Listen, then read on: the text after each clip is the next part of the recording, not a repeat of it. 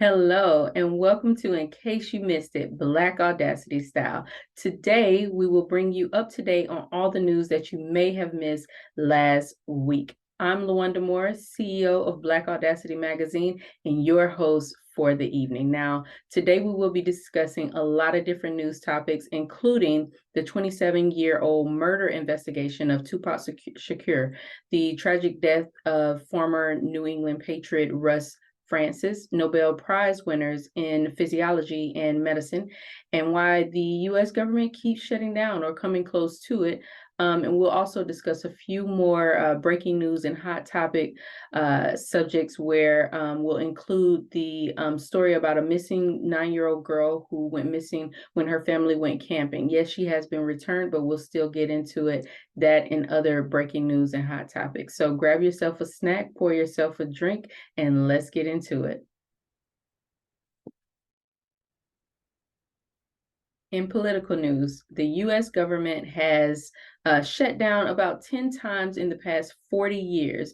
And for at least two of those shutdowns, I worked for the federal government, so I know a little bit about this. They do this while other countries' governments seem to continue to operate even in the midst of war. We just recently avoided another shutdown last week. On Saturday, September the 30th, Congress passed a stopgap spending bill that will keep the government running for another 45 days. But once those 45 days run out, they are back to square one. Now, our last shutdown started on December 21st of 2018 and ended on January 25th, 2019, which was the longest on record. So why does this keep happening to our government, you might ask? Well, BBC News reported that America's federal system of government allows different branches of government to be controlled by different parties. Like the Republican Party runs the House right now, Democrats have the White House and the Senate.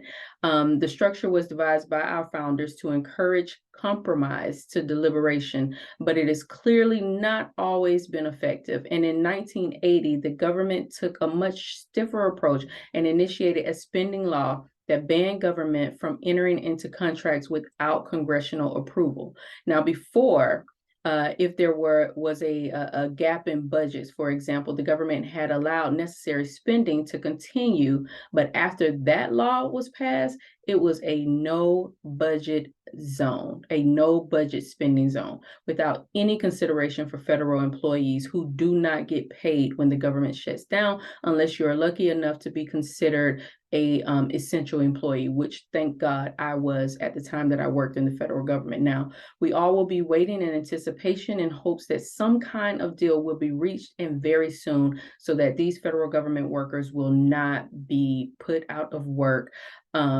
simply because our politicians can't agree on a spending budget. So put a pin in it, stay tuned.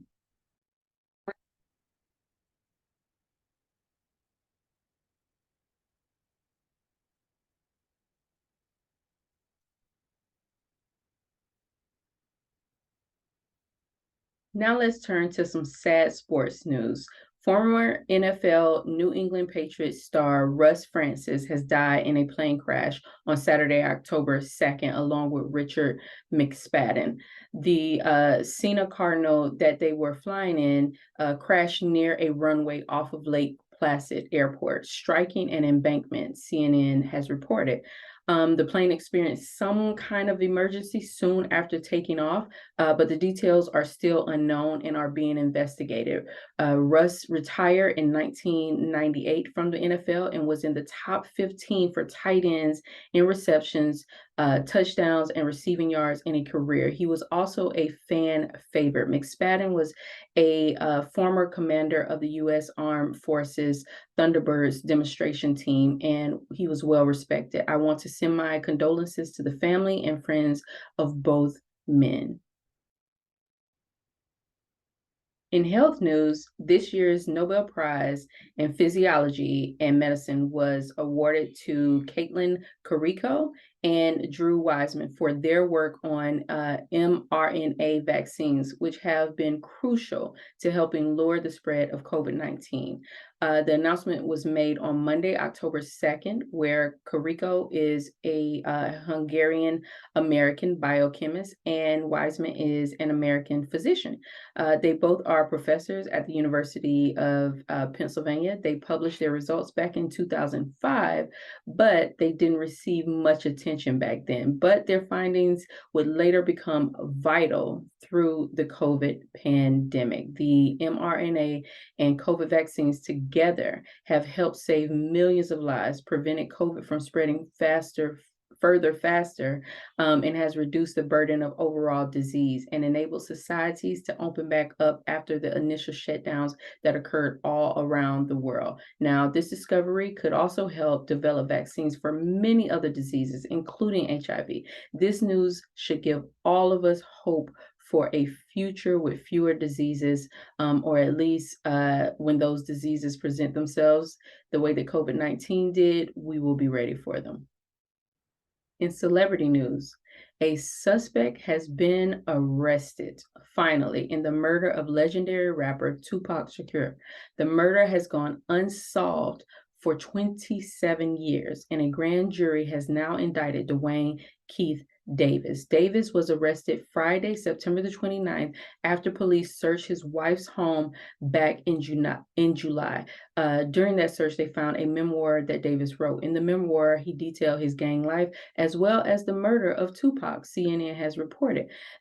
They've also reported that there were other accomplices in the car at the time of the shooting who are now all dead, but Davis was the orchestrator. The reason behind the shooting was apparently gang related. Tupac was shot 4 times in Las Vegas while riding in the passenger seat with co-founder and former CEO of Death Row Records, Suge Knight, who is also still living today. I believe he's in prison. Tupac died 6 days later on September 13, 1996. He was only 25 years old. I won't go so far into telling you guys how big of a fan I am of Pac, but he was an activist, an artist. He had hits that you all might have heard of, like Dear Mama, California Love, Keep Your Head Up, and played in movies such as Poetic Justice, Juice, just to name a few. He will forever be missed. And to think of the mark that he made in his few years that he was here on earth, most of us hope and pray that we will have a mark while we're here for a lifetime. So I hope that Tupac's family and friends, including myself, are happy to hear that at least there's been a suspect arrested in this investigation, and that there really is a true investigation that's still ongoing to solve the murder of Tupac Shakur.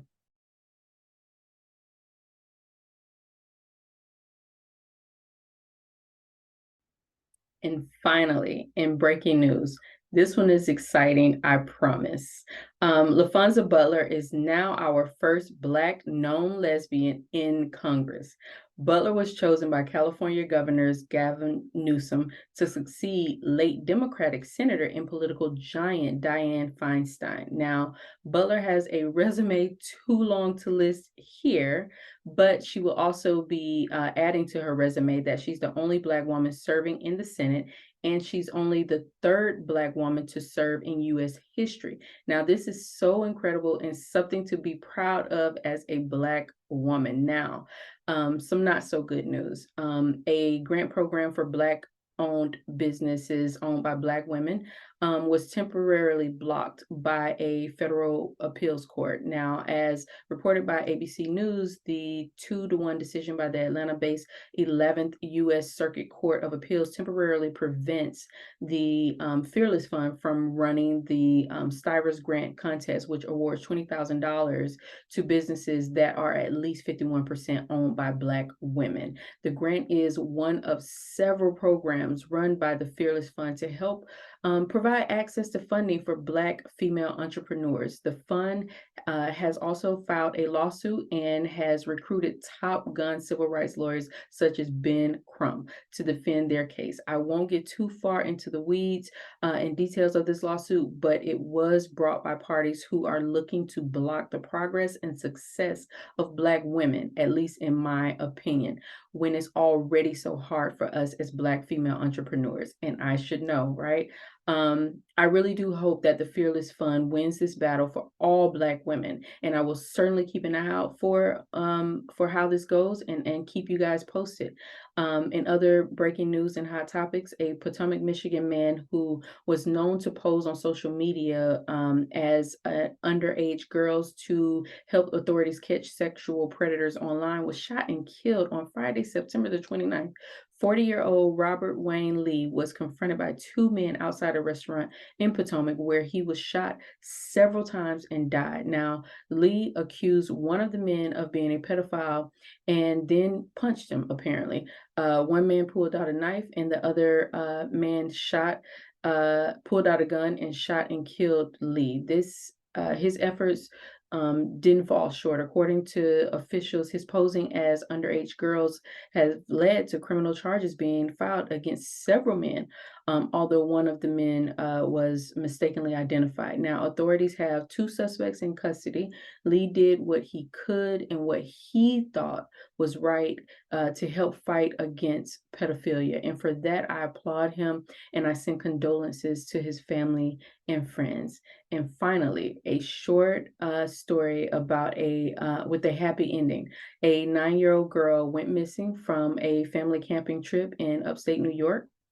Her name is Charlotte Sena. She disappeared on Saturday, September the 30th after riding her bike in a park with friends. Now, after 2 days of searching, she was found. Thank God. Charlotte was found in the home of 47-year-old Craig Nelson Ross Jr., who left a ransom note in her family's home mailbox and has since been taken into custody. Now, a full investigation is underway. We are so thrilled to report that Charlotte is back home with her family, safe and sound, and we hope that she gets all the care and love that she needs, and I'm sure she will, from her family, and that I hope that the community just surrounds them with the love and support that they need at this time. But the most important thing is that Charlotte. That's all for now. I hope you enjoyed today's segment of In Case You Missed It, Black Audacity Style. Don't forget to hit that subscribe button to see more Black Audacity YouTube content. And I'll see you back here next Monday. I'm Luanda Morris, and we are unapologetically and unambiguously Black Audacity. Thank you for watching. See you next time.